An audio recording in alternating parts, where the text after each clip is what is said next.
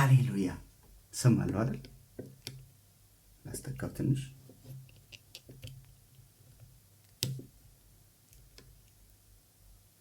ይሰማል አይደል? በምድረ በዳ ውሃ ጥረጉ አላቸው፣ ጉድጓድ ቆፍሩ አላቸው። እኛ የእኛን ድርሻ ስንወጣ እግዚአብሔር የራሱን ድርሻ ይወጣል። እናንተ ጥቂቷን ነገር ስትሰሩ ትልቁን ስራ የሚሰራው እግዚአብሔር ነው። ይኸውላችሁ ዛሬ መልእክት ነው የምናገራችሁ። በእውነት ይኸውላችሁ በደምብ ስሙ። በትሩን ወስደህ ከባህር ጋር ማገናኘት ያንተ ድርሻ ሊሆን ይችላል። ባህሩን መክፈል ግን የእግዚአብሔር ድርሻ ነው። ማለት ጥቂቱን ነገር ነው እንድናደርግ እግዚአብሔር የሚፈልገው። ትልቁን ስራ የሚሰራው እግዚአብሔር ነው። አሁን ጉድጓድ መቆፈር ከባድ ሊመስል ይችላል፣ ግን ለእኛ ጥቅም ነው። ምን ማለት መሰላችሁ? ወንድሜ አባይነ በኋላ ይረዳናል። አንዳንድ ጊዜ ክብር ባልተዘጋጀ ህይወት ላይ ከመጣ ሰይፍ ከገደለው በረዶ የገደለው በለጠ የሚል ቃል አለ። ክብር በጣም አደገኛ ነገር ነው። አሁን ምድራችን ላይ ያሉትን ምስቅልቅሎች አንዱ እሱ ይመስለኛል። ድንገት የሆነ ነገር መጣ። እንደውም እሱም እዛ ውስጥ መግባቱን ትተንገን ባልተዘጋጀንባቸው ነገሮች የመጡት ነገሮች ለህይወታችን፣ ለዚህ ለምንኖርበት አካላችን፣ ለስጋችን ሳይቀር እንቅፋት ነው የሚሆኑት።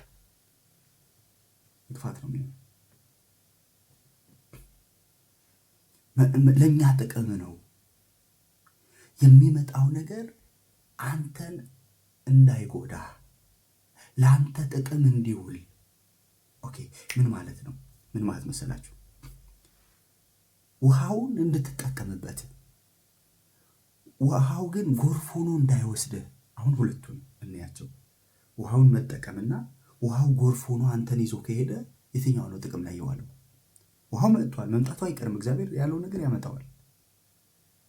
በረከቱ መምጣቱ አይቀርም፣ ጸጋው መምጣቱ አይቀርም፣ ተአምራቱ መምጣቱ አይቀርም።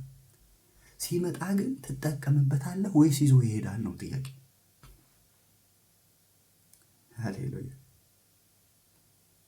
አሁን ክብር እንላለን። ክብሩ ሲመጣ ምን ያህል ካንተ ጋር ይቆያል ነው ወይስ ይዞ ይሄዳል?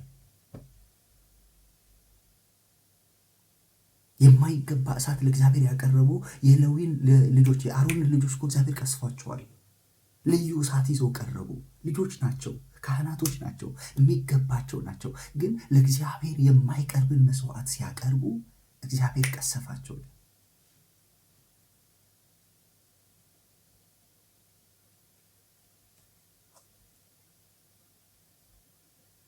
ስለዚህ መዘጋጀት የሚጠቅመው ለእግዚአብሔር አይደለም፣ ለእኛ ነው። በቃሉ ስትዘጋጅ፣ በጸሎት ስትዘጋጅ፣ በመንፈስ ውስጥ ስትዘጋጅ፣ ከምንም በላይ የምትጠቀመው አንተ ነህ። ለምን ረጅም ዘመን ትቆያለህ? ረጅም ዘመን በእግዚአብሔር ቤት እንድንቆይ ያደርገናል።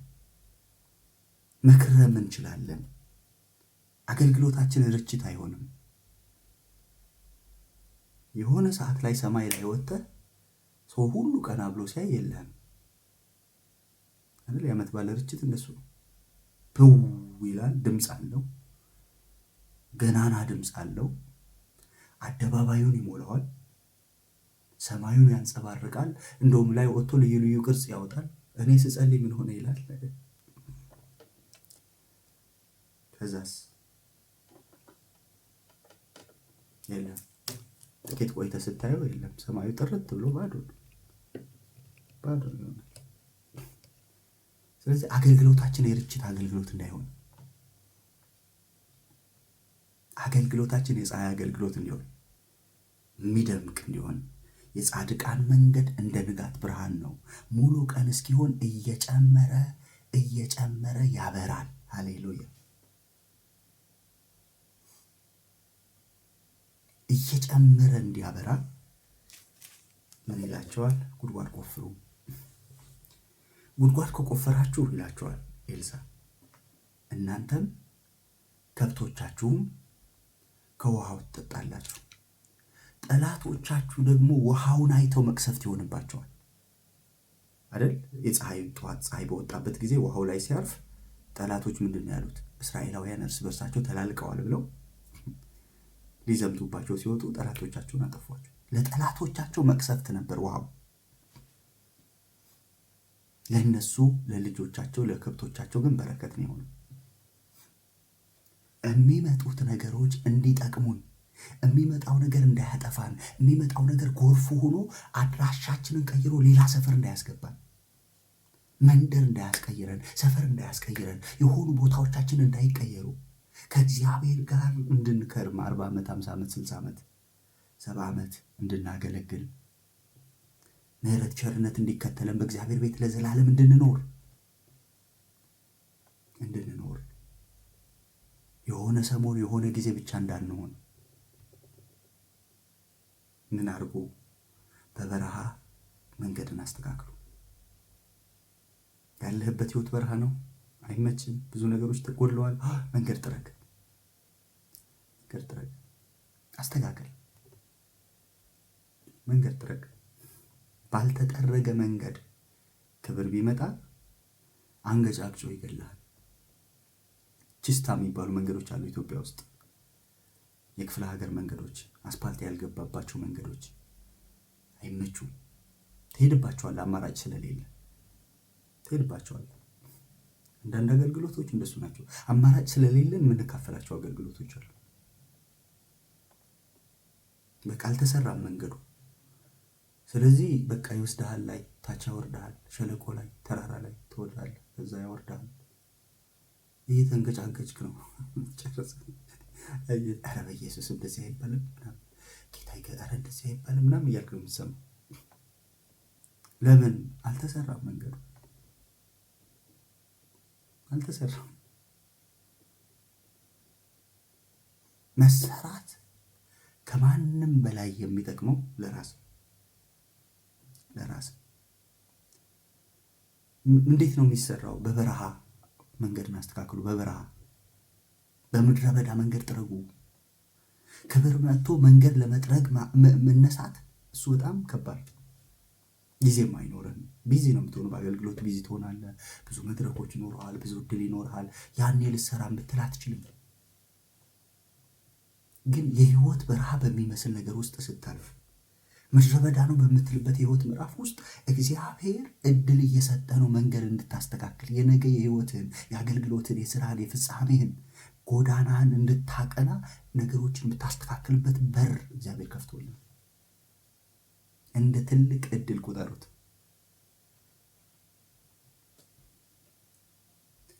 ስለ ስራ ጸልዩልኝ የምትሉ ቅዱሳን አላችሁ። ስለ ጤና ቤት ውስጥ ቁጭ ያላችሁ፣ ነገር ሁሉ የጨለመ የመሰላችሁ፣ ማን ያውቃል? ምናልባት መንገድ እንድትጠርግ እግዚአብሔር የሰጠ እድልስ ቢሆን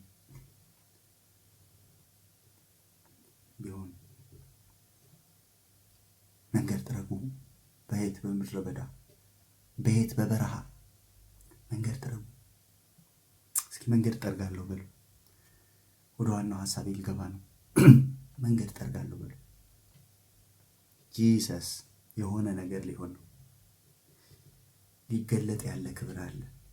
ጌታ በሆነ ጉዳይ ደጋግሞ እየተናገረ ነው። ሃሌሉያ። ያ መንገድ ጠርጋለሁ በጌታ በኢየሱስ። ቆፍራለሁ ጉድጓድ። እንዳታሳንስ፣ መቆፈር ብቻ አይበቃም። እንዳታሳንስ፣ እንዳታጠበው አስፋልቱ። ቀደም ባለው ዘመን ጃንሆ አሉ ነው፣ እርግጠኛ ካልሆንኩ ታስተካክሉኛላችሁ። የኃይለ ገብረስላሴ ጎዳና የሚባለው ኢትዮጵያ ውስጥ ያለውን መንገድ ለመስራት ሲነሱ ፓርላማ ጮኸባቸዋል። እንዲህ ለሌለ መኪና ለ2 ለ4 መኪና ይሄ ሁሉ ጭቃ መጠፍጠፍ ምን ያደርጋል አሏቸው።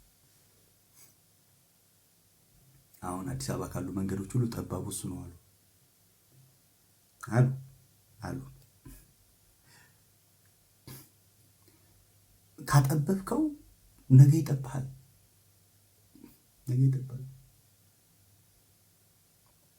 ነገን አይተው ሰፋፊ መንገድ የሰሩ ግን አሉ። ትውልዳቸውን አይተው፣ የሚመጣውን ዘመን አይተው። ስለዚህ መንገድ መስራት የሚጠቅመው ለኛው። ምን አይነት መንገድ ነው የምንሰራው? ይሄ ሰው በምድረ በዳ ጩሁ። ታውቃላችሁ፣ ትንቢታዊ ቃል ነው። ስለ መጥምቁ ዮሐንስ የተነገረ የትንቢት ቃል። ስለዚህ ማወራችሁ የአዲስ ኪዳን መልእክት ነው ማለት ማርቆስ ላይ፣ ማቴዎስ ላይ፣ ሉቃስ ላይ ታገኙታላችሁ። ይህንን ትንቢት ነው የፈጸመው ዮሐንስ ሲመጣ። እየጮኸ ነው የመጣው። በምድረ በዳ መንገድ ጥረጉ፣ የጌታን መንግስተ ሰማያት ቀርባለች እያለ መጣ። አሁን እያወራ ያለው ስለዚህ ስለ ፍጥረታዊ መንገድ አይደለም ማለት ነው። የሚያወራው ስለ ልብ ነው ማለት ነው። የሚያወራው ስለ ሰዎች ነው ማለት ነው። የጌታ ክብር ይገለጣል፣ ሥጋ ለባሽ ሁሉ በአንድነት ያየዋል የሚባል ሰው ሁሉ የሚያየው የሚገለጥ ክብር አለ ማለት ነው። እግዚአብሔር የሚያወራው ስለሱ ነው። ስለ ሸለቆ፣ ስለ ተራራ አይደለም። ጌታ የሚያወራው ስለ ሰዎች ነው። እዚህ ስለተሰበሰብን ስለኛ ነው የሚያወራው። ነገ በሕይወታችሁ ስለሚገለጠው ክብር ምንድን ነው ከኛ የሚጠበቀው? የኛ በትሩ የትኛው ነው? ባህሩን የምንመታበት የኛ ጉድጓድ መቆፈሪያ የትኛው ነው? የኛ ማድጋ የትኛው ነው? ማናሳንሰው የምናበዛው ማድጋ።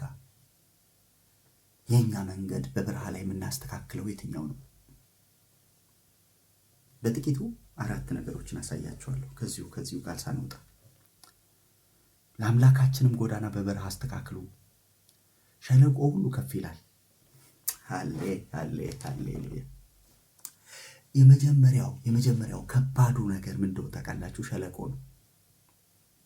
እግዚአብሔር ሊሰራብህ ሲነሳ፣ እግዚአብሔር ሊጠቀምብህ ሲመጣ፣ እግዚአብሔር በአንተ እሰራለሁ ሲል፣ እግዚአብሔር በአንተ ነገር እንዲና እንዲያ ላደርግ ነው ሲል ከባድ ተግዳሮት ነው የሚመጣው። የመጀመሪያው ነገር ሸለቆ ነው። ትላንትና ስለ ጌዲዮን ስናይ ነበረ። እኔ ከአባቴ ቤት የመጨረሻ ልጅ ነኝ፣ የመጨረሻ ልጅ ነኝ፣ ከዘሬ የምናሴ ነገድ። አየህ፣ ሸለቆ አንተ እንደማትችል ነው የሚነግርህ። አንተ እንደማትጠቅም፣ ያንተ አቅም ውስን እንደሆነ ነው የሚነግርህ። ለጌዲዮን ምን ብሎ ነግሮታል? አንተ ታናሽ ነህ፣ አርፈ ተቀመጥ። ኤልያብ ለዳዊት ምን ነግሮታል? አንተ ትዕቢተኛ፣ የልብህን ኩራት አውቃለሁ፣ ሂድ ወሬ ልታይ መጥተሃል ብሎ ታናሽ ነህ የሚል ሸለቆ ውስጥ የሚያስገባ ድካምህን፣ ትምህርትህን፣ እውቀትህን፣ ዘርህን፣ እድገትህን፣ አካባቢህን እንድታይ የሚያደርግ ጌታ ይባርከው። ያ ወንድማችን የዘመረው ሁሌ ያነሳዋለሁ። አማርኛ አይችልም ሲሉ የሚለው መዝሙር ሰምታችሁ ዘረ ቁመቱ አጭር ነው ሲሉ ሸለቆ ውስጥ አስገብቶታል። ደስ ይላል ግን ደስ በሚል ነው የጨረሰው። አነሳኝ ጌታ አነሳኝ ብሎ ዘምሯል ወንድማችን። ግን ብሶቱንም ቢሆን ነግሮናል። ሸለቆ ውስጥ ያስገባችኋል። አትችልም፣ አንተ ማለት እንዲህ ነህ፣ አቅም የለህም፣ ብርታት የለህም፣ ከዘርህ እንዲህ ነህ፣ ቋንቋ እንዲህ ነው፣ ችሎታህ እንዲህ ነው፣ አርፈ ተቀመጥ። ሸለቆ የሚያስገባ ማንነት ነው። ስለዚህ አንዱ ተግዳሮቱ ጌዲዮን እነሳለሁ ብሎ አገለግላለሁ ብሎ የጌታን ድምፅ ሰምቻለሁ ብሎ ሊነሳ ሲል እንዳይነሳ የሚያደርገው ፕሊስ፣ የእግዚአብሔርን ቃል እያካፈልኩ ነው። እግዚአብሔር ቃል አካፍዬ ስጨርስ ነው የምጸልየው። ምናልባት አዲስ ትሆኛለሽ ባንቺ። እሺ፣ የእግዚአብሔር ቃል እያካፈልኩ መጸለይ አልችልም። በኋላ ካለሽ ጸልያለሁ። ትልቁ ነገር የእግዚአብሔር ቃል ስለሆነሽ በዚህ ውስጥ መልእክትሽ ካለ ፈልግ። በደንብ ስሙ። የጌዲዮን ተግዳሮት አንዱ እሱ ነው። የጌዲዮን ተግዳሮቱ በቃ አትችልም ይለዋል። እየመጣ አትችልም፣ አቅም የለህም፣ አንተ የምናሴ ነገድ ነህ፣ ከቤት የመጨረሻ ልጅ ነህ። እንዲህ አይነት ተግዳሮት የገጠማችኋል? ልትነሱ ስትሉ፣ ልታገለግሉ ስትሉ የሆነ ድካማችሁን እያመጣ የሚከሳችሁ ክስ አለ። የሆነ እድፋም ልብስ የሚያለብሳችሁ፣ የሆነ ወደ ኋላ ሊጎትታችሁ የሚፈልግ፣ ሸለቆ ውስጥ ሊያስገባችሁ የሚፈልግ ጠላት አለ፣ ሰዎች አሉ፣ ተግዳሮት አለ፣ ውስጣዊ የሆነ የራሳችሁ ማንነት አለ። ሸለቆ ሁሉ ከፍ ይበል። ሃሌሉያ። እኛ ሀገር በተለይ በአሁኑ ጊዜ 2 የተዛቡ ነገሮች አሉ። አንደኛው ትህትና ያልሆነ ትህትና የሚመስል ነገር አለ። አገልጋይ ማለት የተደቆሰ አንገቱን የደፋ ጫማው የተንሻፈፈ በቃ አገልጋይ የማይመቸው የማይደላው እንደሱ አድርገው የሚያስቡ ሰዎች አሉና የሆነ ነገር ሻል ያለ ነገር ይዛችሁ ካያችሁ አገልጋይ የማትመስሏቸው አውደልዳይ የምትመስሏቸው ሰዎች አላችሁ። ይሄማ አገልጋይ አይደለም አውደልዳይ ነው ብሎ ሊያስቧችሁ ይችላል። ጥሩ ከለበሳችሁ፣ ጥሩ መኪና ከነዳችሁ፣ ጥሩ ቤት ውስጥ ከኖራችሁ እንደ ኃጢአት የሚቆጥሩት ይሄኛው ጽንፍ፣ ሌላኛው የሄደ ጽንፍ ነው። ሌላኛው ደግሞ እንደምንም ብለህ በቃ ከፍ ብለህ ተገኝ የሚል እሱም በኋላ እናየዋለን። ሁለቱም ልክ ነው ብዬ አላስብም። አንተ ግን እግዚአብሔር ሰው ሆይ ነገርን በልክ አድርግ ይላል። ልክ ሲኖረው ጥሩ ነው።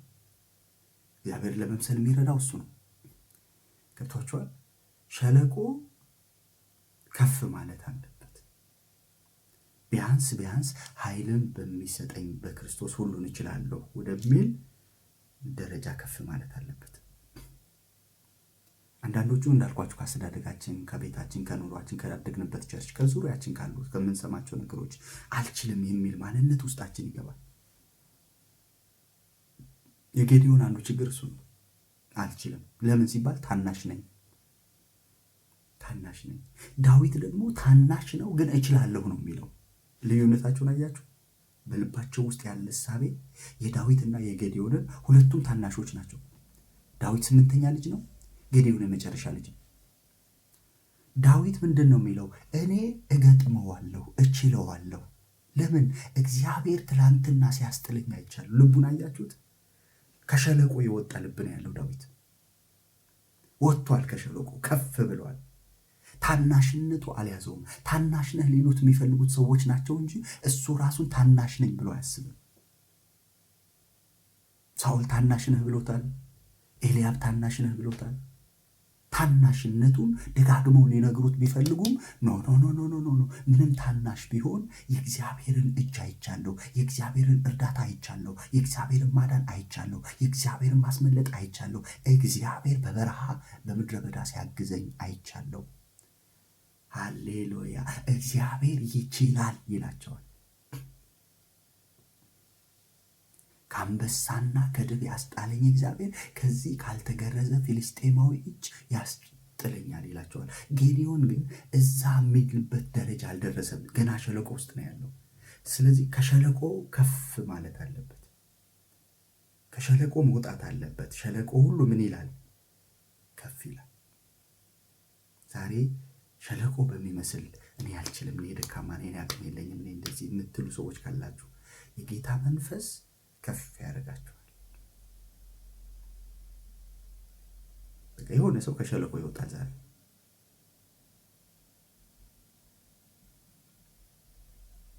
አንዳንዱ ሸለቆ ጾታ ሊሆን ይችላል። አንዳንዱ ሸለቆ አገር የምትኖርበት ሊሆን ይችላል። አንዳንዱ ሸለቆ የምትኖርበት የምታገለግልበት ቤተክርስቲያን ሊሆን ይችላል። በቃ ሸለቆ ብዙ ነው። በቃ ወደ ኋላ ሊጎትት፣ ልክ ልትነሳ ስትል የሚጎትት ፓስተሩ ሊሆን ይችላል። አንቺ ሴት ነሽ አርፈሽ ተቀመጭ፣ ሴት ቤቷ ቁጭ ብላ ከባሏ ትማር፣ ሸለቆ ውስጥ ያስገባሻል። ሸለቆ ከዛ ትሄጃለሽ። በቃ የውድ ደንበኛ ሆነሽ ቁጭ ትሄጃለሽ፣ ትከፍያለሽ፣ ተመላላሽ ታካሚ ነው። ከዛ ምን ትያለሽ? ከሸለቆ ለመውጣት ስትፈልጊ ምን እንደምትይ ታውቂያለሽ? በወንዶችና በሴቶች ባሪያዎች ላይ ከመንፈስ ያፈሳሉ ተብሎ ተጽፏል። አሁን ምን እያደረግሽ ነው? ፓስተሩን ቻሌንጅ እያደረግሽ ነው። ሊያስቀምጥሽ የሚፈልጋለ፣ ሸለቆ ውስጥ ሊያስገባሽ የሚፈልጋለ፣ ደፍቆ ሊያስቀርሽ የሚፈልጋለ። ግን ልክ እንቁላሏ ሰብራ እንደምትወጣ ኖ እግዚአብሔር ከመንፈሴ አፈሳለሁ ብለዋል። ወንድ የለም ሴት የለም ተብሎ ተጽፏል። በክርስቶስ እችላለሁ፣ እኔም በክርስቶስ ማለት ያለሽ። አሁን ምን እያደረግሽ ነው? ከሸለቆ ከፍ እያልሽ። ስለዚህ እንትኑ ብዙ ነው ልላችሁ ነው። ሸለቆ ውስጥ የሚያስገቡ ሰበቦች ብዙ ናቸው። ጌዲዮን ሸለቆ ውስጥ ያስገባው ጉዳይ ብዙ ነው። እዛ ጋር ሚዲያም አለ፣ እዛ ጋር ቤተሰብ አለ፣ እዛ ጋር ጎረቤት አለ። እጅግ ብዙ ሁኔታዎች ተደራርበው ሸለቆ ውስጥ ገብቶ ወይን መጥመቂያ ውስጥ ገብቶ ስንዴ ይወቃል።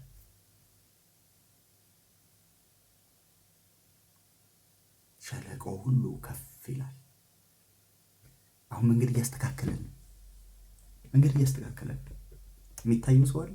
የሆነ መንገድ እየተስተካከለ አስፓልት የሆነ ቢያንስ ከኮረኮንች መንገድ የሆነ ንጣፍ አንጥፈናል። ሃሌሉያ! የሆኑ እህቶች ወጥተዋል፣ በጌታ ጸጋ በርትተው የሚገለጡ በነገ ዘመናቸው ላይ አሸንፈው የሚሄዱ ሁኔታ የማይዛቸው የሆነ ስብከት ሰብኮ ደፍቆ የማያስቀራቸው አልፈው የሚሄዱበትን ጸጋ እግዚአብሔር በላያቸው ላይ ይጨምራል። የትላንትና ታሪክ ያለፋችሁበት መንገድ ሰዎች ያንን ጠቅሰው ሊያስቆሟችሁ ሲፈልጉ ቅድም እንዳልኳችሁ አንድ እጅ አስታጣቢ ያለ ሸለቆ ውስጥ ሊያስገቡት እኮ ነው። ደካማ ጎኑን ፈልገው ያን የመሰለ ጀግና ለእግዚአብሔር ያለውን ሰውቶ የወጣ ሰው የሆነ ደካማ ጎኑን እንደምንም ፈልገው አምጥተው አንድ አለ እጅ አስታጣቢ አለ።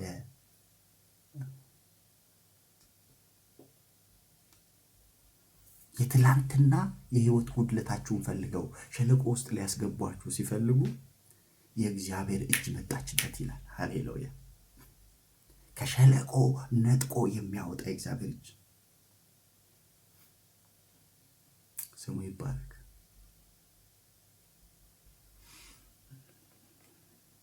ስለዚህ የመጀመሪያው ምንድን ነው? ሸለቆ ከፍ ይበል። ሁለተኛው ተራራውና ኮረብታውም ሁሉ ዝቅ ይላል። ይሄኛው ደግሞ ተቃራኒ ነው። ይሄኛው ደግሞ ተራራው ኮረብታው በቃ ከፍ የሚል ዝቅ ማለትም አይፈልግ። ይሄ ከዚህኛው ተቃራኒ ነው። ይሄኛው አልችልም ነው የሚለው፣ ያኛው ደግሞ እችላለሁ የሚል ነው የሚመስላችሁ። ግን በእምነት የሆነ እችላለሁ ሳይሆን በትዕቢት የሆነ እችላለሁ ነው ያኛው። ልዩነት አላቸው። አምነህ በእግዚአብሔር ጸጋ ተደግፈህ የምትችለው መቻልና አንተ እንዳደረግከው፣ አንተ እንደፈጠርከው፣ አንተ እንደሰራኸው አድርገህ የምትገልጠው ማንነት በጣም የተለያዩ ነገሮች ናቸው። ያኛው ተራራ ነው፣ ኮረብታ ነው። እኔ ለግርማዬ ውበት ለንግስና የጽናት ያሰራኋት እጄ ታላቂቷ ባቢሎን አይደለችምን አለ። እግዚአብሔር ሰጥቶሃል ብሎ ዳንኤል መክሮታል እኮ። ዛፉ አንተ ነህ፣ ቅርንጫፎቹ ወፎቹ መጥተው የተጠለሉበት ትልቁ ዛፍ አንተ ነህ። ይሄም በሰማይና በምድር ያለው አምላክ እግዚአብሔር ሰጥቶሃል እያለው ኖ አለ። እኔ ነኝ የሰራሁት፣ እኔ ነኝ ገንቢው አለ። ይሄ በጣም የተገለጠ ነው። ብዙም አልልበትም። ከፍ ያለ የተገለጠ ብዙ ነገሮቻችን ድካሞቻችን ሁሉ ተገልጠው የሚታዩበት ከባድ አደጋ ነው። የቤተ ክርስቲያን በጣም ከባዱ ቻሌንጅ ይሄ። እኔ የሚለው መጥምቁ ዮሐንስ፣ ስለ መጥምቁ ዮሐንስ አይደል የምናወራው? ስለ አንተ ማን እንበል አሉት። ለላኩን ሰዎች መልስ እንድንነግራቸው ማን ብለን እንንገራቸው? አንተ ቆይ ክርስቶስ ነህ አሉት። ይሄ እኮ በጣም ትልቅ ዕድል እኮ ነው። ትልቅ ዕድል ነው ያመጡለት። ክርስቶስ ነህ ወይ? እሺ ከነቢያት አንዱ ነህ ወይ? ኤልያስ ነህ ወይ? ማን ነህ ብለው ጠየቁት። ምን እንዳታውቃላችሁ? እኔ ያለ ድምፅ ነኝ። ከእኔ ኋላ የሚመጣ አለ የበረታ። ምን አይነት ትህትና ነው! ኢየሱስን የሚያውቀው የለም። ማርያም ብቻ ነች የምታውቀው። እና ዮሴፍ እንዴት እንደተወለደ የሚያውቁት እነሱ ናቸው። የሰፈር ሰዎች ድምፅ የለም። ቹቹ ድምፅ ነኝ። ኦኬ ድምፅ ነኝ ያልሽ፣ ድምፅ የለም ያልሽ መስሎኝ። ኦኬ የሰፈር ሰዎች በሙሉ ኢየሱስን በትክክለኛ የትዳር መንገድ እንዳልተወለደ ነው የሚያስቡት። ዮሐንስ ወንጌል ምዕራፍ 6 ምዕራፍ 7 ላይ ጠቅሰውታል። እኛ እኮ አባት አለን፣ አባታችን አብርሃም ከዝሙት አልተወለድንም ብለው አሽሙር ሊናገሩት ፈልገዋል። የሚያውቁት እሱን ነው። የሰፈር ሰዎች የሚያውቁት እሱን ነው። ንጽህናውን የምታውቀው አመጣጡን የምታውቀው ማርያም ነች። እንዴት እንደተወለደ የምታውቀው እሷ ናት። በተአምር ከመንፈስ ቅዱስ እንደመጣ የምታውቀው እሷ ነች። ስለዚህ ኢየሱስ በማይታወቅበት አገልግሎቱ ገና ባልተገለጠበት፣ ክብር ባልታየበት፣ እውር ባላበራበት፣ ሽባ ባልተረተረበት ዮሐንስ ያወራለት ግን እንደዚህ ያለ ከእኔ የበረታ ከኋላ ይመጣል፣ ዝቅ ብዬ ጫማውን ጠፍር ልፈታ የማልችል አለ። ምን አይነት ትሕትና! ቤተ ክርስቲያን ውስጥ በጣም ከባዱ መንፈስ ምን እንደሆነ ታውቃላችሁ? እንጸልያለን፣ የተቀቡ ሰዎች እግዚአብሔር እንዲያስነሳ፣ ነቢያት እንዲያስነሳ ምናምን። በእርግጠኝነት የሚጸልዩ ሰዎች ናቸው ሲነሱ መልሰው ተቃዋሚ የሚሆኑት። ይህን እርግጠኛ ሆኜ እንመልካቸው። በቤተ ክርስቲያን የትም ሀገር ውስጥ በሉት ከሀገር ውጭም ስለ እግዚአብሔር ሰው እንዲሰጣቸው የማትጸልይ ቤተ ክርስቲያን የለች። ሰው ሲነሳ የመጀመሪያ ተቃዋሚ የጸለየው ሰውዬ ነው። ዱላ ይዞ ይነሳል። ሞገሪያ ድንጋይ ይዞ ይነሳል። ይህ በጣም በሽታ ነው። ዮሐንስ አገልግሎቱ ላልተገለጠ ኢየሱስ ሊገልጥ የሚፈልገው ገና እኮ አልተገለጠም። በጣም አገልግሎቱ ምድሪቱን የሞላው ዮሐንስ ነው። ግን ገና አገልግሎት ላልጀመረው ኢየሱስ መንገድ ይጠርግለታል፣ ጎዳና ያስተካክልለታል። እኔ ከኔ ኋላ አለ በእሳት የሚያጠምቅ ይላል። በመንፈስ የሚያጠምቅ ከኔ ኋላ ይመጣል ይላል። በጌታ ጸጋ የተሞላ አለ፣ የበረታ የእግዚአብሔር በግ። ሃሌሉያ! ምን አይነት ትሕትና ነው ዮሐንስ ጋር የተገለጠው! ምን አይነት ትሕትና ነው! የሰዎች ጥያቄ ተራራ እንዲሆን የሚያደርገው ነው። አንተ ነብይ ነህ፣ አንተ ክርስቶስ ነህ፣ አንተ ኤልያስ ነህ። የላኩን ሰዎች አሉ፣ ማን እንበላቸው? እኔ ድምፅ ነኝ። ምን አይነት ድምፅ? የሚጮህ ድምፅ። ምን እያለ? በምድረ በዳ የእግዚአብሔር መንግስት ቀርባለች እያለ የሚጮህ ድምፅ። በነቢይ መንገድ ያስተካክላል ተብሎ የተነገረለት ድምፅ ነኝ። ለማን ነው መንገድ የምታስተካክለው? ከኔ በኋላም ይመጣል የበረታ ጌታ። ሃሌሉያ! በእሳት የሚያጠምቅ እኔ በውሃ ነው የማጠምቀው፣ እሱ በእሳት ነው የሚያጠምቀው። መንሽ በእጁ ላይ ነው፣ ገለባውንና ምርቱን የሚለይ ነው እሱ። እኔ ለንስሐ ነው ለእሱ ነው ማዘጋጃቸዋል። ዝቅ ያለ ነው። ተራራ ሊያደርጉት የሚችሉት ሁኔታዎች ቢመጡም ግን ዮሐንስ ዝቅ ያለ ነው። ተልኮውን የገባው ሰው፣ መልእክተኛ መሆን የገባው ሰው፣ በጌታ ፊት መንገድ ሊጠርግ እንደመጣ የተረዳ ሰው ነው። ይሄ ሲስተካከል እውነቴን ነው የምላችሁ ትልቅ የሚባል ክብር ይገለጣል በቤተ ክርስቲያን ላይ፣ በምድራችን ላይ። ከባዱ በሽታ እኔነት ከባድ በሽታ ነው።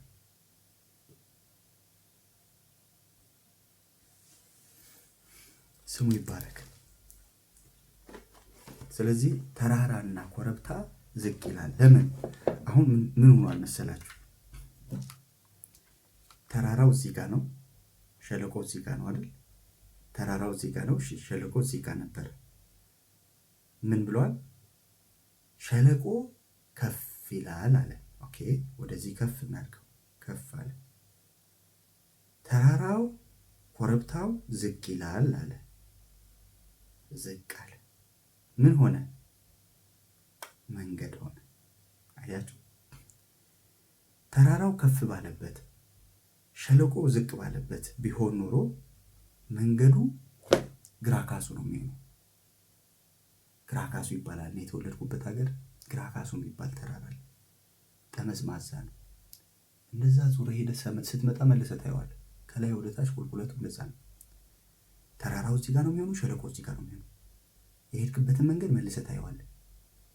ስለዚህ ይሄኛው ዝቅ ሲል ይሄኛው ደግሞ ከፍ ይላል። ይሄ በክርስቶስ ጸጋ ሁሉን እችላለሁ ይላል። ይሄ ደግሞ እኛም አንጠቅም ባሪያዎች ነን፣ ያደረገው ጌታ ነው፣ ክብሩ ጌታ ይውሰድ ሲል ይሄኛው ዝቅ አለ። ይሄ በክርስቶስ ሁሉን እችላለሁ ብሎ ከፍ አለ። ሁለቱ ሲጋጠሙ ምን ሆኑ? መንገድ ሆኑ። መንገድ ሆኑ። ሃሌሉያ። ለሆነ ክብር እያዘጋጀን ነው የምላችሁ። ለዛ ነው በቃ ምንም ነን እኛ እምቢ ብንል እግዚአብሔር ድንጋዮችን ያስነሳል። እልፍ ሰዎች ነው ያሉት። እግዚአብሔር ትውልድ አለው።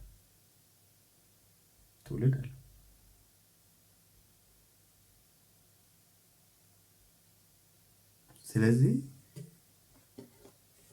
እግዚአብሔር ክብሩን ሲገልጥ ስለፈቀደ እንጂ እኛ ብቻ አማራጮች ሆነን አይደለም። እኛ ሀገር አንዳንድ ትንቢቶች ስንሰማ በቃ ለእኛ ብቻ የሚያደሉ እንደው በሁሉ ነገር አንደኛ የሆነ ነገር በቃ እግዚአብሔር ኢትዮጵያን ብቻን ጥሩ ነው፣ እግዚአብሔር ይመስገን። በተለይ ከወንጌል ስርጭት አንጻር እኛ ሀገር ያለችበት ቦታ በብዙ ክርስቶስን በማያምኑ ሰዎች የተከበበች ስለሆነች እግዚአብሔር ያንን ጂኦግራፊ ይጠቀምበታል ለክብር ብዬ አምናለሁ። ግን እንደ ሀገር ደረጃ ለኢትዮጵያ የመጣው ትንቢት አንዱን ኡጋንዳዊ ብታገኙት ይነግራቸዋል። እኛ እኮ ለሀገራችን እግዚአብሔር እንዲህ ብሎናል ይላቸዋል። በአዲስ ኪዳን እግዚአብሔር ዓለምን እንዲሁ ወዷል ነው የሚለው። ገብቷቸዋል። አንዳንዱ ተራራ ያዝ እኛ ኪዳን ያለንና ብለን ላይ ተቀምጠናል። ኪዳን የሌላቸው ሰዎች አልፎን ይሄዳሉ። ስለዚህ ተራራነት አያዋጣም። ዝቅ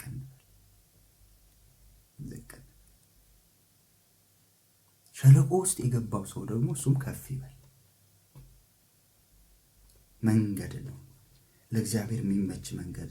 ትሁት የሆነ ልብ ይኖረን በእኛ ብቻ ለእኛ ብቻ ከኛ ብቻ በእኛ ሁሉ ነገር የኛ በቃ ሁሉም ነገር አድርገን እሱ ጥሩ አይመስለኝ። እንደኔ ኦኬ፣ ወደ ሀሳቤ ልመለስ። ተራራውና ኮረብታ ሁሉ ዝቅ ይላል። ዝቅ ማለት ይሆንልን በአገልግሎት ይውላችሁ። እኛ ሀገር አንድ የተበላሸ ስርዓት አለ። በቸርች ደረጃ አንዱ አገልግሎት ከአንደኛው አገልግሎት እንዲበላለጥ አደረጉ አባቶቻችን። ብዙ የሚወቅሳቸው ሰው የለም። ለምን?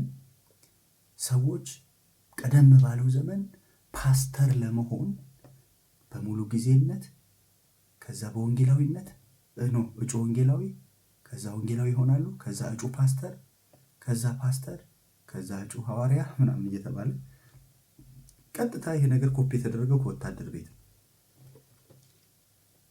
ከወታደር ቤት የሚመጣው 50 አለቃ ትሆናለህ፣ 10 አለቃ ትሆናለህ፣ ከዛ 50 አለቃ፣ ከዛ 100 አለቃ፣ ከዛ ኮሎኔል ነው ምናምን መሰለኝ። እንደዛ እያለ ያድጋል ስርዓቱ። በእግዚአብሔር ቤት ወንጌላዊ ሆኖ የተወለደ ወንጌላዊ ሆኖ ነው የሞተው። ወደ ፓስተርነት አታድግም።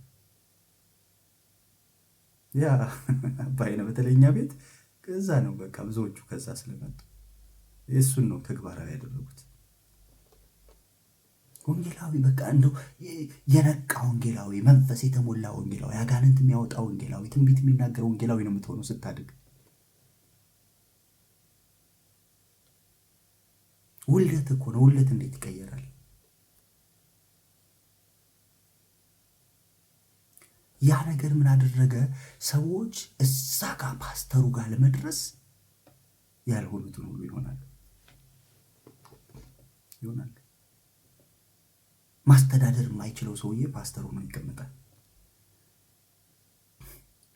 እኔ አሁን በግሌ እጅ ጭነህ ጸልየህ መካኖች እንዲወልዱ ጸልይ ብትለኝ ነው የሚቀልኝ። የወለደ ጠይቅ ከምትለኝ ተራራ ነው የሚሆንብኝ የወለደ መጠየቅ።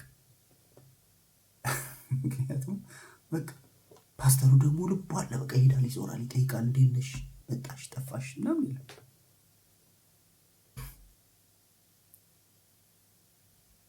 ስለዚህ እኔ ነው ስለዛ ቦታ ብታስቀምጠኝ ምዕመኑ ይበተናል። የስንቱ ልደት አክብሬ ይችላል። የራሴ ልደት በቅጡ አክብሬ አላውቅም።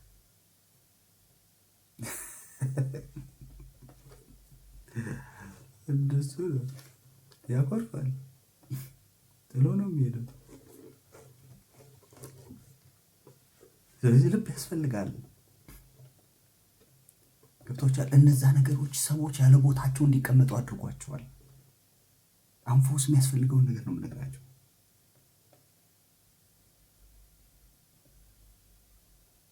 ፎስ ያስፈልጋል ለምድራችን።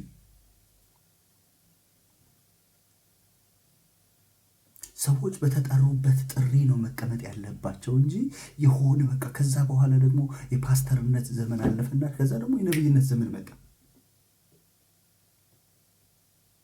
አንዳንድ ወዳጆች ያሉ 6ቱንም ነው 5ቱንም ስም ያስቀምጡ። ከወንጌላዊነት አሁን ምኑ ጋር ደርሰዋል አላውቅም፣ ብቻ የመጨረሻው ደረጃ ደርሰዋል።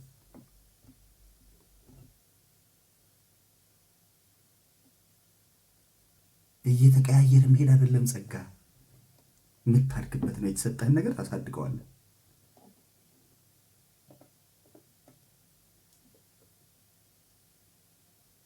እስኪ አሁን ወጣት እንደው ከተሳሳትኩ ይቅርታ አድርጉልኝ።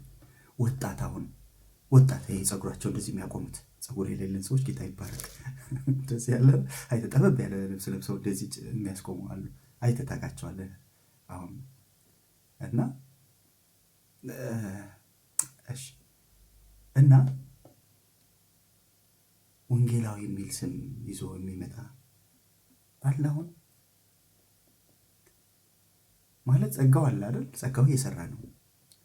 ግን አሁን ወጣት አገልጋይ በቃ ወንጌላዊ ሁኜ መገለጥ የምፈልግ የሚል ታያላችሁ። ብዙ ጊዜ ናፍቆቱም ስሙም በቃ ይሆናል። ከፊታችን የሆነ ፕሮ ነቢይ አፖስትል የሆነ ነገር ምናምን ሲባል መስራች ባለ ራዕይ ቢሾፕ አሁን ደግሞ አለን።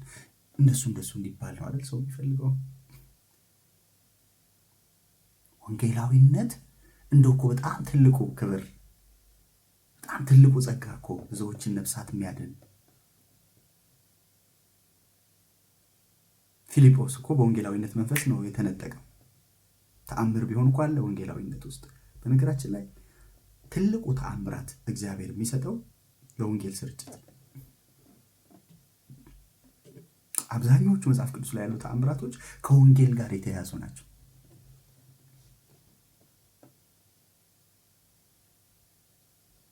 ዛሬ አንድ ወንጌላዊ ቢነሳ ደስ ይለኛል። እዚህ መልእክት እግዚአብሔር ወንጌላዊ የእውነት ወንጌላዊ አድርጎ ቢያስነሳ። ሃሌሉያ። ወንጌላዊነት ጸጋ ነው፣ በጣም የተከበረ የተወደደ ጸጋ። እኛ ሀገር ግን የደሞዝ ብልጫ ያደረጉ፣ ለፓስተሩ ከፍ ወንጌላዊን ዝቅ አደረጉትና ሰዎች ለመኖርም ለሆነም አጋጣሚ የፓስተርነትን ቦታ ለማግኘት ወንጌላዊነታቸውን ጣሉ። ይህ ከርስ እውነት ብዙዎቹን ከመስመር ያስወጣ አደርባ እያደረገ የሌላቸውን ነገር እንዲሆኑ ያደረገ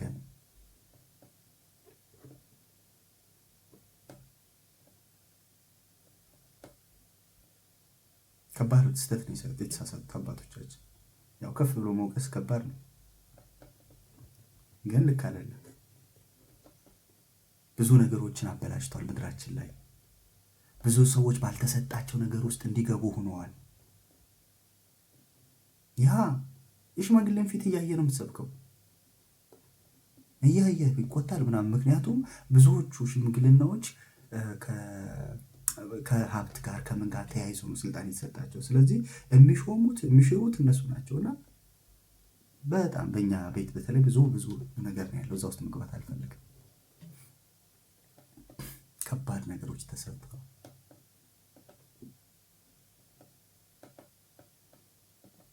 ወንጌላዊነት በጣም የተወደደ ጸጋ ነው። የእውነት ውስጣችሁ ስለ ነፍሳት መዳን የሚቃጠል ሰዎች ካላችሁ፣ ውስጣችሁ ወንጌልን ለማሰራጨት የሚናፍቅ ሰዎች፣ ሚሽነሪ ለመሆን የምትናፍቁ ሰዎች ካላችሁ እመኑኝ፣ ሌላ ነገር ውስጥ እንዳትገቡ። ወንጌላዊ ሆኖ መተንበይ ይቻላል። ይኸው እኔ ወንድሙኝ እየተነበይኩ አይደል? ምን ከለከለኝ? ስፈልግ ተነብያለሁ፣ ስፈልግ እገጥማለሁ። እንደው ቀላል እኮ ነው። እንደው ቀለል ይላል። ማንም አይጠብቅብህም። ፕሮ የሚል ስም ግን ከዳጊ በፊት ባረግ ሰው ቁጭ ብሎ ካልተነበይክ ምናምን ብሎ ይጠብቃል። እኔ ነፃ ነኝ። ይጠቅማል እኮ በብዙ ነገር።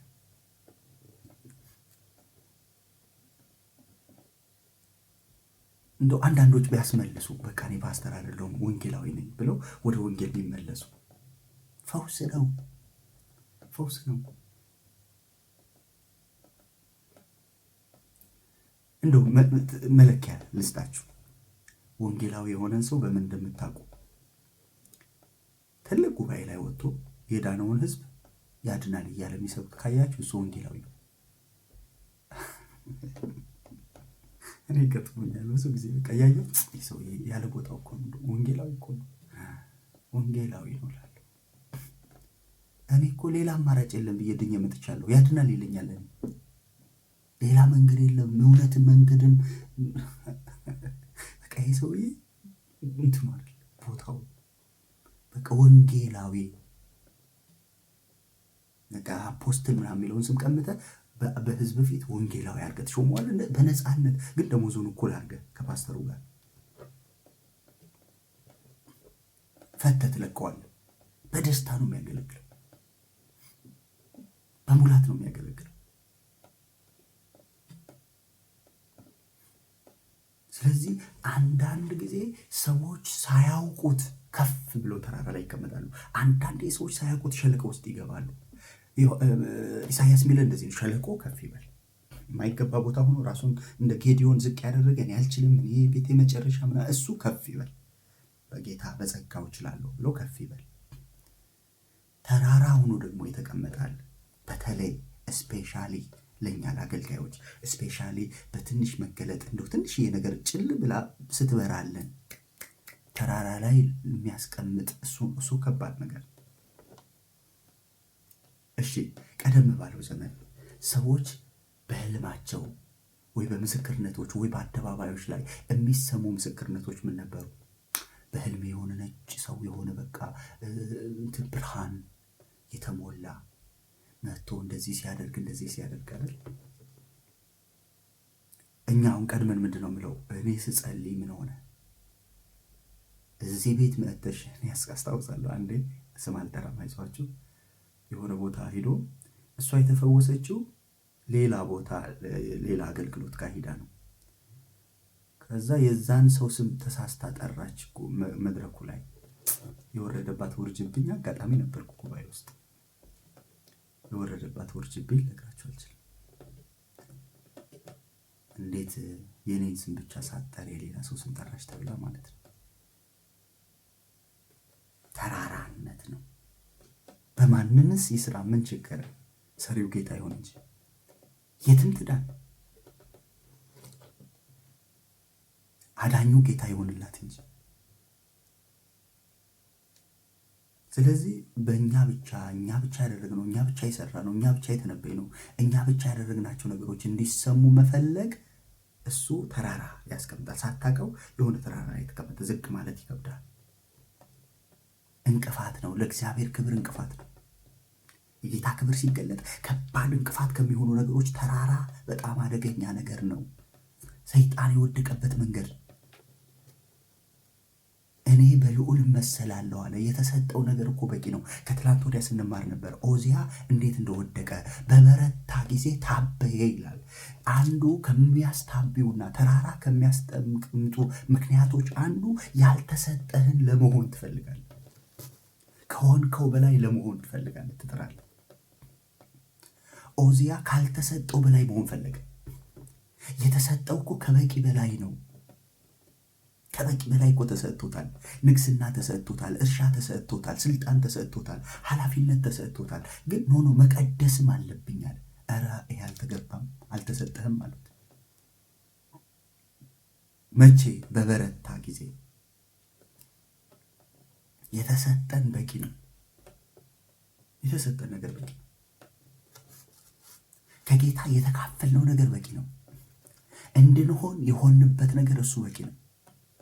በሱ ልክ ከተገለጥን በቃ እኮ ኢየሱስ እኮ ረጅም ዘመን እኮ አልኖረም።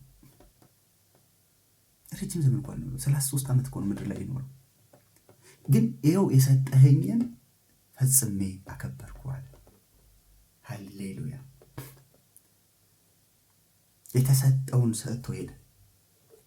የተሰጠውን ጨርሶ ሄደ። እሬ ይቅርብህ አይሆንብህ እየተባለ ጽዋውን ጠጣው። የተሰጠን ነገር በቂ ነው። ኦዚያ ግን ከተሰጠው ማለፍ ፈለገ። ያልተሰጠበት ክህነት ውስጥ መግባት ፈለገ። ታበየ። መቼ? በበረታ ጊዜ። ብዙ ጊዜ ትዕቢት የሚመጣው መቼ መሰላችሁ? ከፍ ስንል። ዝቅ ስትል የለም። ልታበይም ብትል ማን ይሰማሃል? ማን ይሰማሃል? ግን ከፍታ ሲመጣ ተግሳጽ አትሰማም። ከፍታ ሲመጣ ምክር አትሰማም። ከፍታ ሲመጣ በጣም አደገኛ ነገር አለበት በውስጡ ተራራ። እንደው ይጥቀማችሁም አይጥቀማችሁም መካሪ ሲመጣ ስሙት፣ በትህትና ስሙት። ማይሆን ነገር እኮ ሊሆን ይችላል የሚላችሁ ግን ስሙት፣ ግድ የለም። አይጎዳችሁም።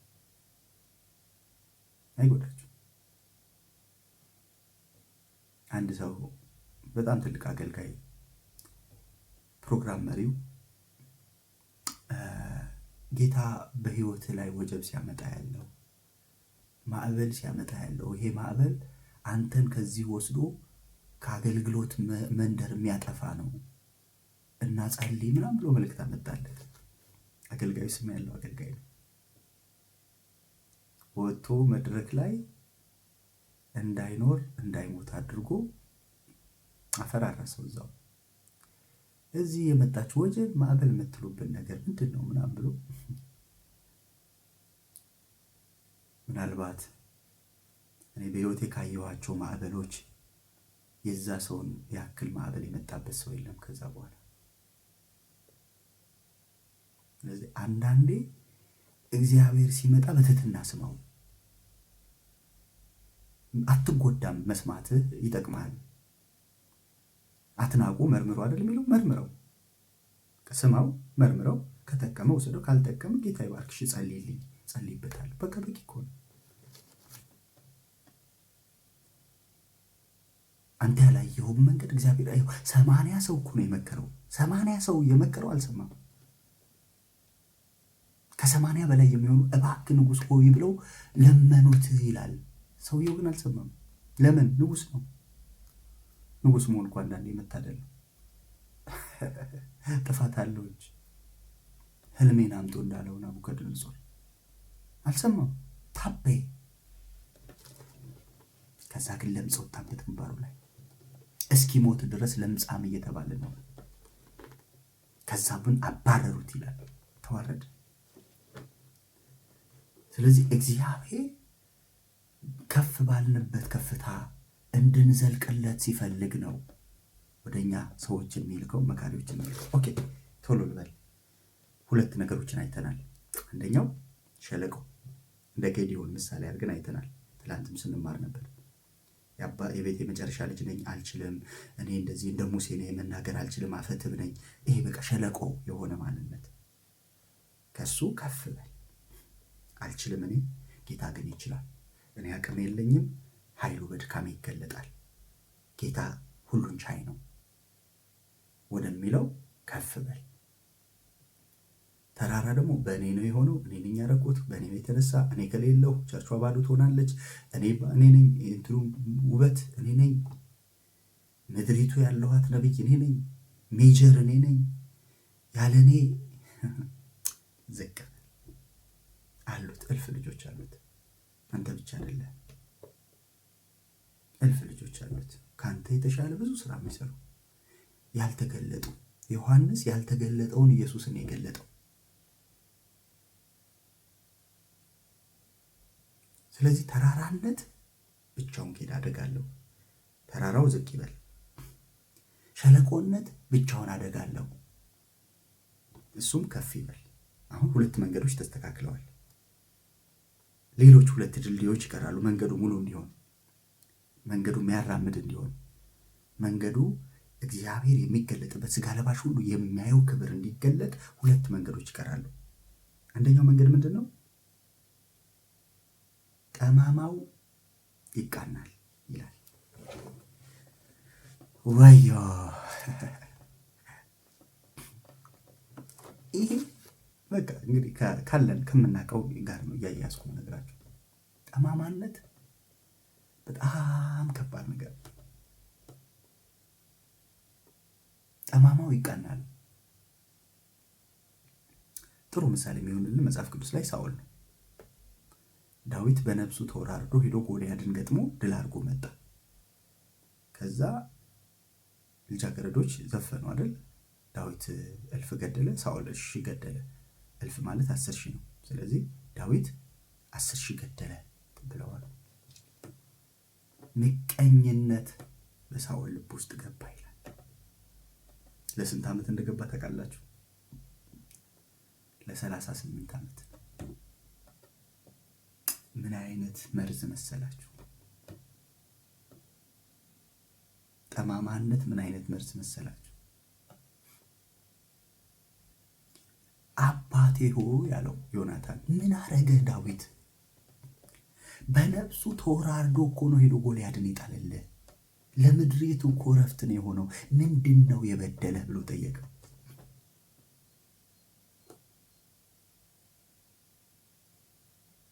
አንዳንድ ጊዜ ቅድም እንዳልኳችሁ ነው፣ የጸለዩ ሰዎች የጸሎታቸው መልስ ሲመጣ የመጀመሪያ ተቃዋሚዎች ይሆናሉ።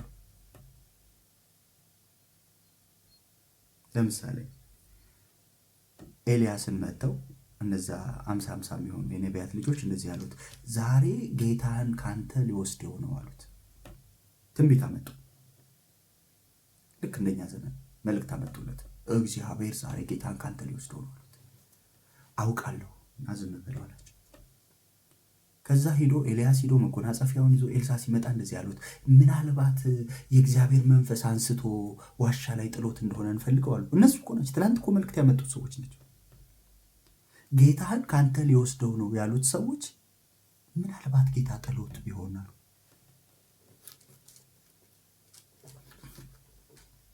አንዳንድ ጊዜ የጸለይናቸው ጸሎቶች፣ የጸሎት መልሶቻችን ሲመጡ፣ ምላሾች ሲመጡ ጌታ ተቀባዮች ያድርገን። ለምን መሰላችሁ? ጌታ ሲመጣ ያልጠበቅከውን ሰውዬ ሊሆን ይችላል የሚያስነሳው። ብዙ ጊዜ ችግር የሚገጥመው ለዛ ነው። ቸርች ውስጥ ሰው እያሰቡ ነው ሰው አስነሳልን የሚሉት፣ እገሌ እንዲነሳ እያሉ። መንፈስ ቅዱስ ደግሞ የወደደውን ነው የሚያነሳው። በፈቀደው ላይ ልቡ በተመቻቸለት እርሻ ላይ ነው መንፈሱን የሚያወጣው። ያኔ ሰዎች ለመቀበል ይቸገራሉ። ስለዚህ ጠማማነት አደገኛ ነገር ነው፣ የእግዚአብሔር ክብር እንዳይገለጥ። ጠማማው ሁሉ ምን ይሆናል? ይቃናል፣ ቀንጥ ይላል። ጠማማ በሆነ ነገር ውስጥ የእግዚአብሔር ክብር አይገለጥም። እነዚህ ነገሮች የሚያወራው ስለ ልብ መሆኑን ማርቆስ 1 ላይ ማቴዎስ ላይ ታገኙታላችሁ። የሚያወራው ስለ ልብ ነው። እናንተ የፉኝት ልጆች አላቸው። ጠማማ እሱን የፉኝት ልጆች አላቸው። ከሚመጣው ቁጣ እንድታመልጡ ማን በነገራችሁ? መንሽ በደጅ ላይ ነው። በምሳር በእንትኑ ላይ ተቀምጠዋል፣ በዛፉ ስር ተቀምጠዋል። ለንስሐ የሚገባ ፍሬ አፍሩ፣ ካልሆነ ግን አብርሃም አባት አለን። አያችሁ፣ ኢየሱስ በአገልግሎቱ ዘመን ጠማማ ሆኖ ያስቸገሩት እነዚህ ዮሐንስ የገሰጻቸው ሰዎች ናቸው። ዮሐንስ የፉኝት ልጆች ነው ያላቸው። ዮሐንስ ወንጌል ምዕራፍ 6 ምዕራፍ 7 ላይ ግን ኢየሱስ ምንድን ነው ያላቸው? እናንተ ከአባታችሁ ከዲያብሎስ ናችሁ ነው ያላቸው። ጠማማነት በጣም አደገኛ ነገር ነው።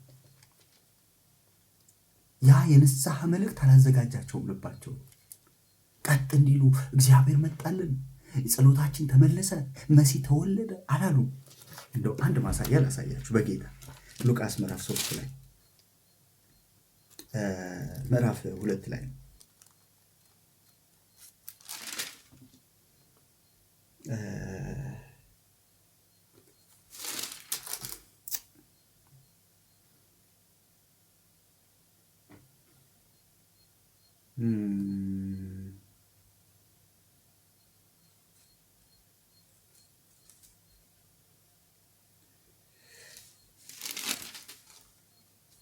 ኦኬ ማቴዎስ ላይ ነው። እሺ ይቅርታ፣ ማቴዎስ ላይ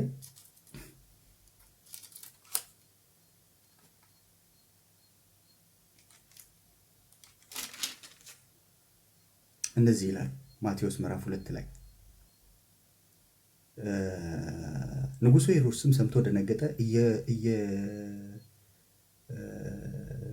ንጉሡ ሄሮድስ ኢየሩሳሌምንም ሁሉ ከእርሱ ጋር የካህናትም አለቆች የሕዝቡም ጻፎች ሁሉ ሰብስቦ ክርስቶስ ወዴት እንዲወለድ ጠየቃቸው። እነርሱም አንቺ ቤተልሔም የይሁዳ ምድር ከይሁዳ ገዢዎች ከቶ አታንሽም፣ ሕዝቤን እስራኤልን የሚጠብቅ መስፍን ከአንቺ ይወጣልና ተብሎ በነቢይ እንዲህ ተጽፏልና በይሁዳ ቤተልሔም ነው አሉት ይላል። የሚገርመው እንዱ ታውቃላችሁ፣ እስኪ የተወለደውን መሲህ እንየው ብሎ አልሄዱ። ንጉሥ ተወለደ እኮ እየተባሉ መሲህ ተወለደ፣ አዳኝ መጣ፣ ምድርን የሚታደግ መሲህ መጣ ብለው ከሩቅ ጠቢባን መጥተው አጠገብ ትንቢቱን የሚጠብቁት አጠገባቸው ተወለደ። ቤተልሔም እንደተወለደ ራሳቸው እየተናገሩ እስኪ የተወለደውን ጌታ እንሄድ እንየው እንስገድለት አላሉ። ለምን? እነሱ ከሚጠብቁት ቤተ መንግስት አልመጣማ። እነሱ ከሚጠብቁት ቤተ መቅደስ አልመጣማ። ስለዚህ ጠማማነት በጣም ከባድ የእግዚአብሔር ክብር እንዳይገለጥ አንዱ መንገድ አባቴ ሆይ ያለው ዳዊት ምን ክፋት አገኘህብኝ? 2 ጊዜ እጄ ላይ ጥሎህ እያለ አልገደልኩህም። ይኸው አንድ ሰው ላክና ጎልማሳ የንጉሥን ውሃ መጠጫ ይወሰዳል። ለምንድን ነው ሰው ክፉ የሚያወራውን የምትሰማው? አለ። ልጄ ዳዊት ሆይ በድያለሁ፣ አንተ ማድረግን ታደርጋለህ፣ መቻልን ትችላለህ፣ በእግዚአብሔር የተባረክሁን ብሎት በማግስቱ ሊያሳድደው ይመጣል። ለምን? ጠማማነት ውስጡ ገብቷል። አንድ ምክር ልምከራችሁ በጌታ ጸጋ፣ እንደው ከቻላችሁ ልፍ በሉ። ሰዎች አላሰራ ቢሏችሁ፣ የሆነ ነገር ቢገዳደራችሁ ፈቀቅ በሉ። እግዚአብሔርን ይዛችሁ እንደ አብርሃም አንተ ግራውን ብትመርጥ ቀኙን እሄዳለሁ፣ ቀኙን ብትመርጥ ግራውን እሄዳለሁ፣ እኔ እናንተ ወንድማማቾች ነን፣ ጠብ በእኛ አያምርም ብላችሁ ፈቀቅ በሉ። የሚጠቅማችሁ ነገር እንገራችሁ፣ አትታገሉ። በተለይ አገልግሎት ላይ አትታገሉ። ሰዎች መጥተው እናንተ ምንጭ ላይ ሌላ ምንጭ ቢከፍቱ አትታገሉ። እልፍ በሉ፣ ፈቀቅ በሉ። እግዚአብሔር የሰጠህ ነገር ካለ ይቀጥላል። ስንት ዓመት ለመኖር ስንት ዓመታት ለመቆየት ሁላችንም እኮ በበጉ ዙፋን ፊት እንቀርባለን። አብርሃም እንደዚህ ያለ ወንድማማቾች ነን፣ እኔ እናንተ መጣላት የለብንም። እስኪ ጻፉ፣ ወንድማማቾች ነን በሉና ጻፉ፣ ጻፉ፣ ግድ የላችሁ ወንድማማቾች። በቃ መገፋፋት የለብንም፣ መገፋፋት የለብንም። ጌታ ይባረክ። ስለዚህ ጠማማው ምን ይሆናል? ይቃናል። ለምን? የእግዚአብሔር ክብር እንዲገለጽ። የስ ወንድማማቾች ማለት አንዳንድ ጊዜ መብታችሁንም አሳልፋችሁ ስጡ። የእግዚአብሔር ነገር ከሚርቅ ወንድማችሁ ማትረፍ ይሻላል አይደል? አብርሃም እንደሱ ላይ ያደረገው ሎጥ፣ እኔ እናንተ ወንድማማቾች ነን፣ እኔ እናንተ መጣላት የለብንም፣ የመጀመሪያውን ምርጫ ላንተ ሰጣለሁ፣ ግራውን ከመረጥክ ቀኙን እሄዳለሁ፣ ቀኙን ከመረጥክ ግራውን እሄዳለሁ። የተሻለውን እድል ለወንድሙ አሳልፎ ሰጠ። እኛ እንካሰሳለን፣ ፍርድ ቤት ነው የምንሄደው፣ መብቴ ተነካ ምናምን ብለን ነው። እግዚአብሔርን ይዘህ ፈቀቅ በል። እንደ ይስሐቅ እልፍ ብለህ ቆፍር፣ መብትን አሳልፈ ሰጥ። ሄደህ ፍርድ ቤት እኮ ቢፈርድብህ ፈቀቅ ማለት አይቀርም። የእሱ ነው ብሎ ቢፈርድብህ ፈቀቅ ትላለህ። ስለዚህ ፈቅደህ ዝም ብለህ ብትሄድ አይሻልም? ሌላ ሙግት ውስጥ፣ ክርክር ውስጥ፣ ጠል ውስጥ ምናምን ገብተህ ከሚሆን መተው ባቃታቸው ሰዎች ነው ምድር የምትጎዳው፣ ቤተክርስቲያን የምትጎዳው። እልፍ ማለት ባቃታቸው ሰዎች ባቃታቸው ሰዎች ነው 20 ዓመት 30 ዓመት ፍርድ ቤት ገትረው ነው የከረሙት። ኦኬ ስለዚህ ምን በል እልፍ በል ተው፣ በቃ ተው፣ ፈቀቅ በል፣ ጠማማው ይቃና። የመጨረሻው አራተኛው መንገድ ሰርጓጉጡ ሜዳ ይሆናል። ቅድም ብያቸዋለሁ። ሰርጓጉጥ በተለይ ጽንስ ላላቸው ሴቶች ኮረኮንች መንገድ አይመችም አይደል? ለጤነኛውም ሰው አይመችም። ሰርጓጉጥ የሆነ መንገድ አይመችም። የማይመች ህይወት ማለት ነው።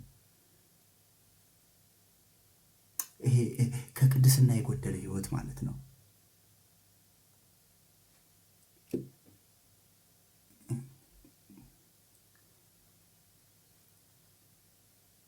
የጎደለ ህይወት ማለት ነው። ይህንን ሰሞኑን ስናየው ነበር። ጥሩ ምሳሌ የሚሆንልን ሳምሶን። ምናልባት በብሉይ ኪዳን ውስጥ የሳምሶንን ያክል የጸጋ ስጦታ የተገለጠበት ሰው ላይኖር ይችላል። የእግዚአብሔር ኃይል በሙላት የተገለጠበት ሰው። ችግሩ ምንድነው ታውቃላችሁ? አይጠነቀቅም። እግዚአብሔር ለሰጠው ጸጋ ጥንቃቄ አያደርግም። አባቱ ማኑሄ እንደዚህ ያለው፣ ልጅ ሆይ ለአንተ የምትሆን ሚስት ከወገኖች ጠፍታ ነው ወደ ፍልስጤም ወዳልተገረዙት ወገን የወረድከው አለው። ሕግን የጠቀሰለት። ሕግ እኮ ሊጠቅስ የሚገባው ናዝራዊው ነበረ፣ የተቀባው ነበረ፣ አገልጋዩ ነበረ። ግን አባቱ ጠቀሰና ሕግ በሕግ መጽሐፍ ተብሎ የተባለውን የናዝራዊነቱን ሕግ ጠቅሶ ሲጠቅሰው ሰምሶን ምን እንዲል ታውቃላችሁ? ለዓይኔ ደስ አሰኝታኛለች፣ ስለዚህ የፈለኩትን አደርጋለሁ። ነብዩ አዳኝ ሆኖ የተቀባው ሕዝብን ከፍልስጤማውያን ትታደጋለህ ተብሎ የተጠራው ሰውዬ ደስ አለኝ እያለ ነው የሚያደርገው። ደስ አለኝ ብዙ የዘመርንለት ዝማሬ ያለ አይደል? ከአንበሳ ማር አገኘ፣ በቃ ከአንበሳ ጣፋጭን ያወጣል እያለ ምን ወዳቸው መዝሙሮች አሉ። ጸሐፊው ሕግ አዋቂ ስለሆነ እየጻፈ ያለው አንተ ሳምሶን ምን አይነት ነው? ወደ በድን ሂዶ በድን ውስጥ ማር አገኘ። ምን አይነት ናዝራዊ ነው? ምን ሊያደርገው ነው እያለ ሲጠብቀው ማሩን ወስዶ በላው። ወይ ጉድ! ምን አይነት ናዝራዊ ነው? ረከሰ እኮ። ቀጥሎም እንደምታውቃላችሁ ለቤተሰቡም ወስዶ ሰጣቸው። ከየት እንዳመጣው ግን አልነገራቸውም ይላል። ለምን ይቆጡታል? ናዝራዊ ሆነህ እንዴት ከበድን የተገኘ በላህ ብለው ይቆጡታል። የአባቱ አልተናገረም።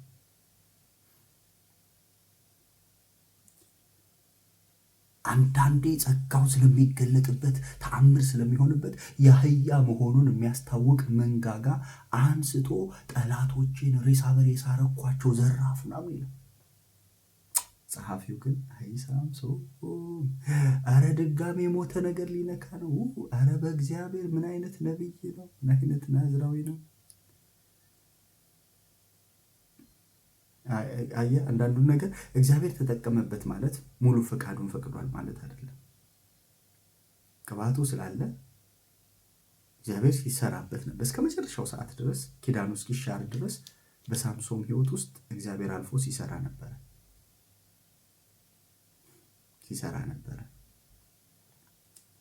ያ ማለት ግን ኃጢአቱን አጽድቆለታል ማለት አይደለም። ባለፈው ሙስሊሞች ሲከራከሩ ምን ሰማሁ?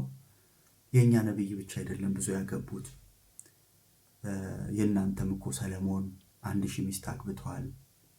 ታዲያ እኮ መጽሐፍ ቅዱስ ሰለሞንን እኮ አጽድቆት አያውቅም።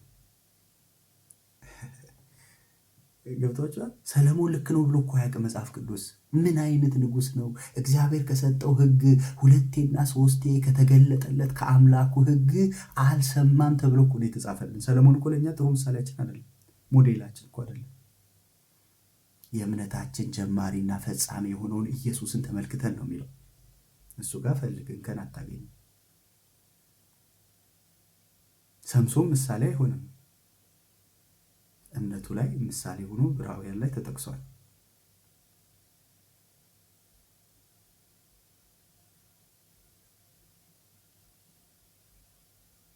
ሰርጓጉጥ የእግዚአብሔር ክብር እንዳይገለጥ ረጅም ርቀት እንዳንሄድ ያደርገናል። ሳናስበው የሆኑ ጠላት ሰፈር ወፍጮ እየፈጨን ራሳችን እናገኘዋለን። የጠላት ሰፈር ነው የሚያስገኝ መገኛ እዛ ነው የሚሆነው። ለራስ ጥቅም ሰምሶን ረጅም ዘመን በክብር ረጅም ዘመን በአገልግሎት የሚኖርበትን ክብር ኖርማል ወይኑ ቦታ አካባቢ ታየ ይላል። ሁሌ በቃ በተከለከለበት አካባቢ ደስ ይለዋል እንጆይ ማድረግ።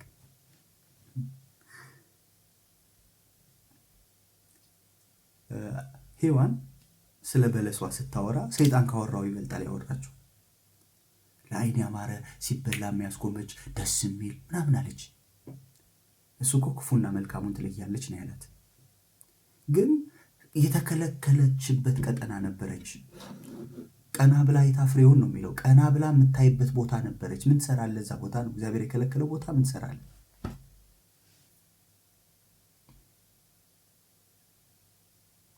እግዚአብሔር አትብላ ያለበት ቦታ ምን ትሰራለህ?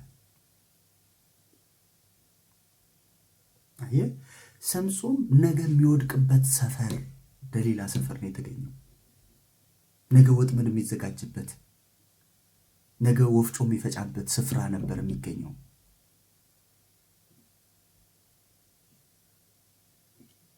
ስለዚህ ምን እናድርግ? እንጠብቅ ራሳችንን። ከምን? ከሰርጓጉጥ።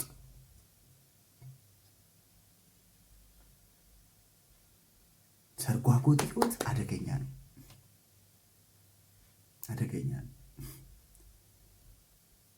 በአንዴ ላትወድቅ ትችላለህ፣ ግን መጨረሻው ሀዘን ነው የሚሆነው። መጨረሻው ስብራት ነው የሚሆነው። ታውቃላችሁ የሳምሶን መጨረሻው አይኑን አወጡት ነው የሚለው። ያይበት የነበረ አይኑ አውጥተው ወፍጮ ፈጭ ነው ያደረጉት። ሰርጓጉጦ ምን ይሁን? ሜዳ ይሁን፣ ይስተካከል። ሃሌሉያ! የጨረስኩ ነው መልእክቴ። ሜዳ ይሁን፣ የእግዚአብሔር ክብር ይገለጣል። ሃሌሉያ! የእግዚአብሔር ክብር ምን ይሆናል? ይገለጣል። ምን አይነት ክብር ነው የሚገለጠው አትሉኝም? ስጋ ለባሹም ሁሉ በአንድነት ያየዋል። የእግዚአብሔር አፍ ይህን ተናግረዋል። ምን አይነት ክብር ነው የሚገለጠው? ስጋ ለባሽ ሁሉ የሚያየው፣ ሰው ሁሉ የሚያየው፣ መናገር ሳይጠበቅብህ ሰዎች ሁሉ የሚያዩት የእግዚአብሔር ክብር ይገለጣል። አሜን፣ አሜን፣ አሜን። ስንስተካከል፣ መንገዱ ሲስተካከል፣ እነዚህ ክብሮች ሲመጡ፣ መንገዱ ተሰርቶ ሲያበቃ የሚገለጥ የእግዚአብሔር ክብር አለ። ሃሌሉያ! ያኔ ስጋ ለባሽ ሁሉ እንደዚህ ይላል፣ ወደ እግዚአብሔር ቤት እንውጣ፣ እርሱ መንገዱን ያስተምረናል። ማንም ታላቅ ታናሹን እግዚአብሔርን እወቅ ብለው አይነግረውም። ለምን? ከታናሹ ጀምሮ እስከ ታላቁ ድረስ ያውቁኛል። የእግዚአብሔር ተራራ ከተራሮች ሁሉ በላይ ከፍ ብላ ትታያለች። አሁን በዓለም ዙሪያ ያለችው ቤተክርስቲያን ብዙ እየተሰማች አይደለም አይደል? የእግዚአብሔር ክብር ሲገለጥ ግን ሕግ ከጽዮን ነው የሚወጣው። ትእዛዝ ከቤተክርስቲያን ነው የሚወጣው። ቤተክርስቲያን የከለከለችው ነገር የተከለከለ ነው የሚሆነው። ዓለም ላይ ፓርላማ ላይ የወጡ ሕጎች እየወጡ ቤተክርስቲያንን ማነቆ አይሆኑባትም። የእግዚአብሔር ክብር ሲገለጥ ቤተክርስቲያን ስትደነግግ ሰማይ አብሮ ይስማማል። ለምን? ስጋ ለባሽ ሁሉ በአንድነት ያየዋል። የሚታይ ክብር ነው የሚገለጠው።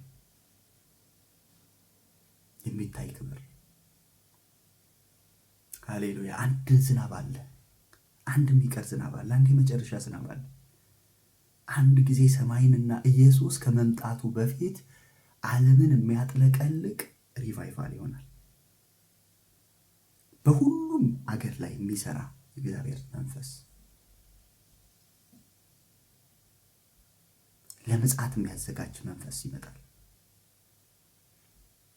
እኔ በምሰራበት ጊዜ ገንዘቦቼ ትሆናላችሁ የሚለው ቃል ይፈጸም ዘንድ እግዚአብሔር የሚሰራበት ፍጥረትን ለማዳን ዓለምን ለማዳን ብዙዎችን እንደ ጎርፍ ወደ እግዚአብሔር መንግስት ልክ እንደ መጀመሪያው ዘመን እንደነ ጴጥሮስ ዘመን በአንድ ቀን 3000 5000 ነፍሳት እንደዳኑበት ምን እናድርግ ብሎ የሰዎች ሁሉ ልብ የሚነካበት ስጋ ለባሽ ሁሉ የሚያየው ክብር ይገለጣል።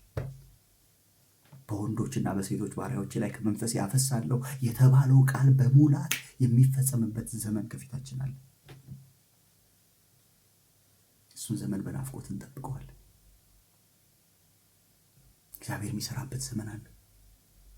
ስጋ ለባሽ ሁሉ የሚያይበት የጌታ ክብር ተገለጠ፣ የማዳኑ ክብር ተገለጠ ብሎ ሰዎች ሁሉ ወደ እግዚአብሔር ቤት ለመምጣት የሚጎርፉበት። አሁን በአውሮፓ በአሜሪካ በትልልቅ ሀገሮች ብትሄዱ ቸርቾቻቸው ያሳዝናል። 4 ሰው 5 ሰው 6 ሰዎች ነው የሚካፈልባቸው። የእግዚአብሔር ክብር ሲገለጥ ግን ሌሎች ቦታዎች ሁሉ ለእግዚአብሔር ክብር ይዋጫሉ፣ ይገለጣል። ይሄ የጠፋው ትውልድ የኮበለለው ትውልድ ይመለሳል። ወደ ሰሪው ይመለሳል። ወደ ትክክለኛው ምንጭ ይመለሳል። ወደ ሕያዋን ምንጭ ይመለሳል። እግዚአብሔር ትውልድን ወደ ራሱ ገመድ እንደሚስብ ይስበዋል። ስጋ ለባሽ የሚያየው ክብር ይገለጣል። ሃሌሉያ! ተዘጋጁ። እግዚአብሔር እያዘጋጀን ነው። እነዚህ 4 ነገሮች ልባችን ውስጥ ነው የምንፈልጋቸው። እኔ አሸንዳ አይደለሁም፣ ራሴንም ነው ማይበት። የትኛው ነው የትኛውን ነገር የሚያስተካክለው? እግዚአብሔር ቃል ሰይፍ ነው፣ በሁለት በኩል የተሳለ ነው። አሸንዳ ለሌላው ብቻ የሚያስተላልፍ ነው። እንደዛ መሆን አልፈልግም። ማስተላልፈው ነገር ለእኔም እንዲጠቅመኝ ነው የምፈልገው። እኔንም እንድወድቅበት አልፈልግም። ስለዚህ የቱ ጋ ነው ተራራ ያለው ዝቅ ማለት ካለበት? የትኛው ነው ሸለቆ ያለው ከፍ ማለት ካለበት? ልብ ውስጥ ያሉ ነገሮች ናቸው። ሰርጓጉጥ ልብ ውስጥ ነው ያለው። ጠማማነት ልብ ውስጥ ነው ያለው። እኔ ወንድሜ ከኔ ይሻላል የማይል ጠማማነት ካለ እሱን ነው ማቃን ነው።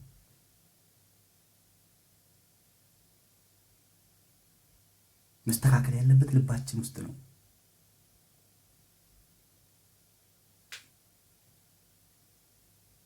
ለምን? ናፍቆት ስላለን። ምን አይነት ናፍቆት? የእግዚአብሔር ክብር ይገለጣል። ምን አይነት ክብር? ስጋ ለባሽ የሚያየው የናፈቀ ሰው የለም። የሆነ አዳራሽ ዘግተን መጫወጫው አልሰለቻችሁ? በገበያዎች በአደባባዮች የእግዚአብሔር ክብር እንዲገለጥ አትናፍቁም? ስጋ ለባሽ ሁሉ የሚያየው የሚታይ ክብር ተገልጦ ማየት የሚናፍቅ አንድ ሰው አለ? ፍጥረት የሚያየው ማለት ሊያስተባብሉት አልቻሉም። የተፈወሰው ሰው ከደቀ መዛሙርቱ ጋር ቆሞ ስላዩ የሚሉትን አጡ ይላል። ሃሌሉያ! ይሄ ክብር ሲመጣ ፈውሶቻችን ከጨጓራ ያልፋሉ። ከኩላሊት ከማይታይ ውስጥ ከጨጓራ ከሆድ ዕቃዎች ይወጣሉ። የሚታይ ውስጥ ይገባል። እግር ውስጥ ይገባል። እግር የሌለው እግር ያበቅላል። ዓይን የሌለው ዓይን ይሰጠዋል። ስጋ ለባሽ ሁሉ የሚያየው ክብር ይገለጣል። ሊሰወር የማይችል ሊደበቅ የማይችል ክብር ይገለጣል። በመጨረሻው ዘመን እሱ ነው። ለዚህ ራሳችሁን አዘጋጁ። ጉድጓድ ቆፍሩ ብለን ነው የጀመርነው። ጉድጓድ ቆፍሩ። ተዘጋጁ።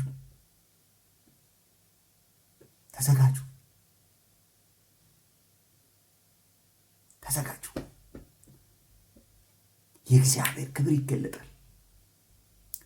ስጋ ለባሽን በአንድነት ያየዋል። ሃሌሉያ!